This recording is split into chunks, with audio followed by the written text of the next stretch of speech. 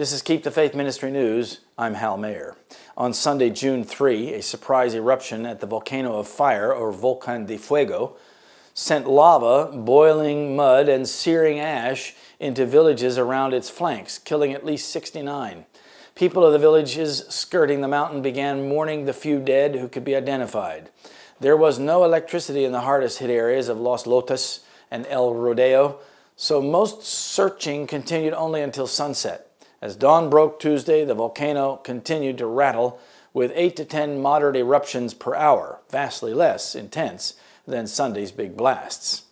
It is very difficult for us to identify the dead because some of the dead lost their features or their fingerprints from the red-hot flows, said Fanuel Garcia, director of the National Institute of Forensic Sciences. We're going to have to resort to other methods and, if possible, take DNA samples to identify them. The June 3 eruption caught residents of remote mountain hamlets off guard with little or no time to flee to safety. Bodies were so thickly coated with ash that they looked like statues. Rescuers used sledgehammers to break through the roofs of houses, buried in debris up to their roof lines, to check for anyone trapped inside. Hilda Lopez said her mother and sister were still missing after the slurry of hot gas, ash, and rock roared into her village of San Miguel Los Lotes, just below the mountain's flanks.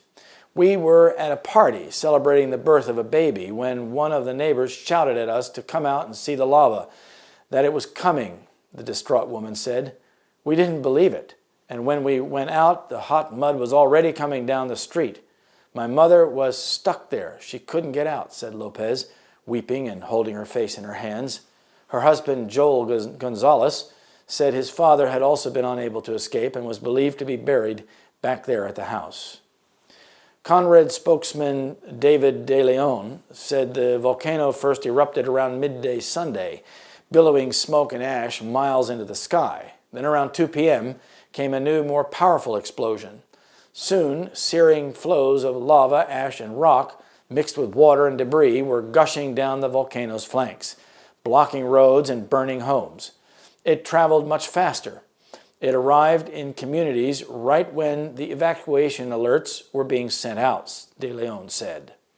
Authorities scrambled to issue an evacuation order. Some communities emptied out safely, but in places like Los Lotos and the village of El Rodeo, about 8 miles or 12 kilometers downslope from the crater, it was already too late for many.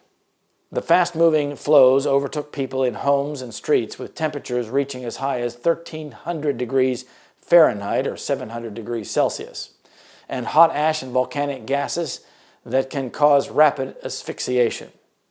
We had the information from our scientific service, and they told us the trend was that the activity was diminishing, De Leon said. Consequently, the surprise volcanic explosions caught the villages unprepared. Emergency crews and helicopters managed to pull at least 10 people alive from areas cut off by the flows.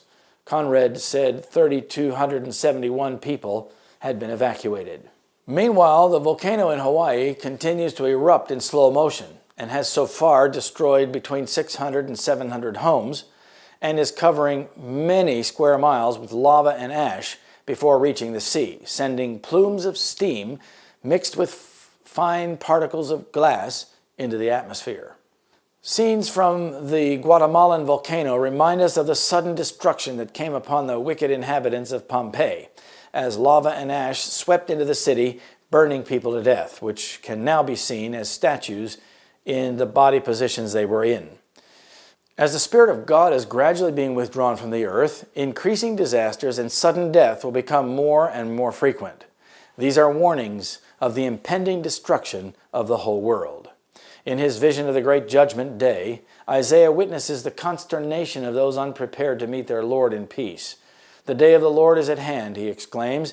It shall come as a destruction from the Almighty. Therefore shall all hands be faint, and every man's heart shall melt, and they shall be afraid. That's Isaiah 13, 6-8. And that's also from Review and Herald, July 1, 1915. This is Keep the Faith Ministry News. Thank you for watching.